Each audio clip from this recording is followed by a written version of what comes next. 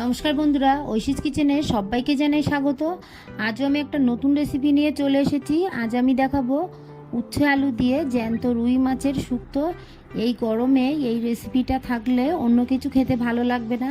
এটা দিয়েই সব ভাত খেয়ে নেবেন। এটা বাচ্চা থেকে বয়স্ক সবাই চেটেপুটে খাবে।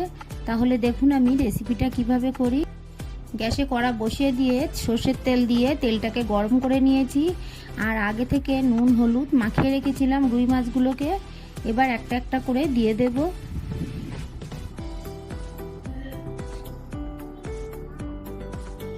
এই রুই মাছের পিসগুলোকে আমি ভালো করে ভেজে নেব।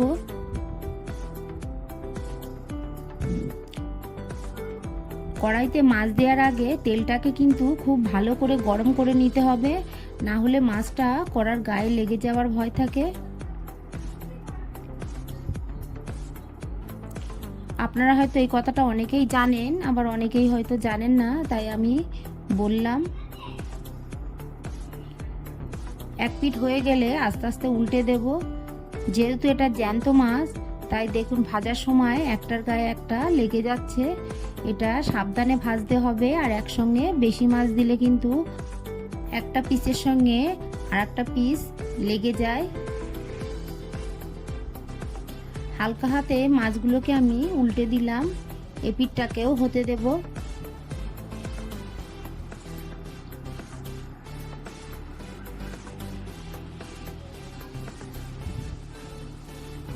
এবার মাছটাকে আমি তুলে নেব।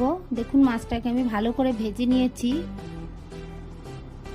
এর থেকে খুব বেশি কড়া ভাজা লাগবে না। এই তেলের মধ্যে বাকি মাছগুলোকে দিয়ে একইভাবে ভেজে নেব।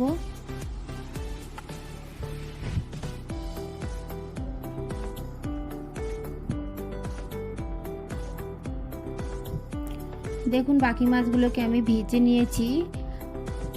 আরও কিছুটা মাছ ছিল, সেটাও দিয়েই ভেজে নেব। সবগুলোকে আমি ভেজে নিলাম। সব মাছগুলোকে আমি ভেজে তুলে নিলাম। এই তেলের মধ্যে কেটে রাখা উচ্ছেগুলো দেব। উচ্ছেগুলোকে আমি লম্বা লম্বা করে কেটেছি।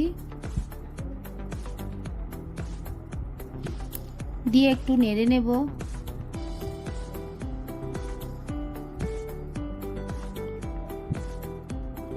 এর মধ্যে আমি অল্প লবণ দিলাম, দিয়ে দিলাম হলুদ গুঁড়ো। ভালো করে নেড়ে উচ্ছেটাকে কিছুটা ভেজে নেব। উচ্ছেটা আলাদা করে ভেজে নিলে তেঁতুটা কম লাগে। দেখুন উচ্ছেগুলোকে আমি ভেজে নিয়েছি, এক সাইড করে দিলাম। এবার আমি এই সাইডে থাকা তেলে ফোড়ন দিয়ে দেব। একটা শুকনো লঙ্কা দুভাগ করে দিলাম। আরও একটা শুকনো লঙ্কা আমি দিলাম।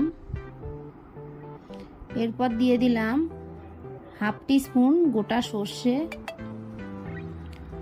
ফোড়নটাকে ভেজে নেব।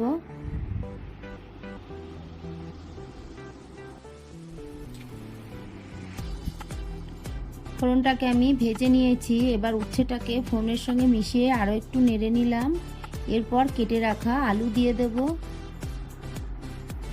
আলুগুলোকে আমি লম্বা লম্বা ছোট ছোট করে কেটে নিয়েছি।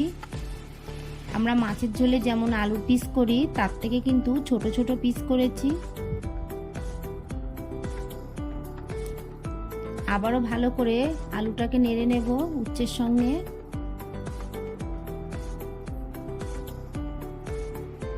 এই রান্নাটায় খুব বেশি মশলা লাগে না, অল্প মশলায় খেতে ভালো লাগে। আমি উচ্ছে ভাজার সময় অল্প লবণ দিয়েছি, তাই আরও একটু লবণ দিয়ে দিলাম। দিয়ে দিলাম হলুদ গুঁড়ো, দিয়ে আবারও একটু নেড়ে নেব।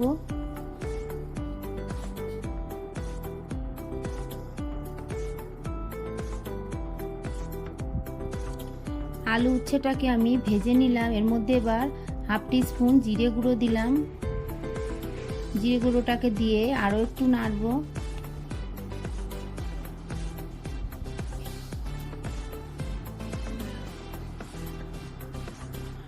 এবার দিয়ে দিলাম জল। উচ্ছে আলু শুক্তোটা আমি পাতলা রাখবো, তাই জলটা একটু বেশি দিলাম।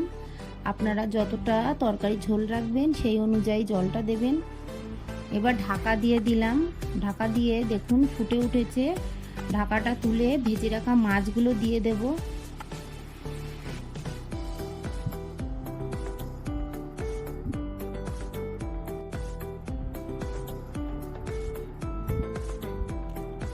সব মাছগুলো আমি দিয়ে একটু নেড়ে দেব। ঢাকা দিয়ে বেশ কিছুক্ষণ আমি ফুটিয়ে নেব।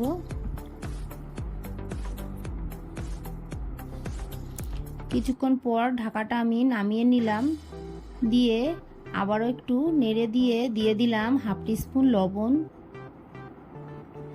লবণটাকে দিয়ে আমি ঢাকা দিয়ে দিলাম। আমি অফ ক্যামেরায় একটু লবণটা দেখে নিয়েছি, লবণটা কম ছিল, তাই আমি আরও একটু লবণ দিলাম।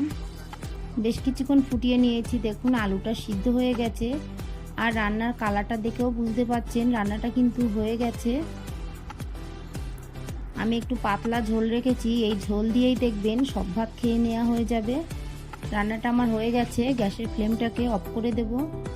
আমার এই রেসিপিটা আপনাদের ভালো লাগলে প্লিজ আমার চ্যানেলটিকে সাবস্ক্রাইব করবেন, পাশে থাকা বেল আইকনটি ক্লিক করে দেবেন, তাহলে আমার নতুন ভিডিওর নোটিফিকেশান আপনাদের কাছে পৌঁছে যাবে।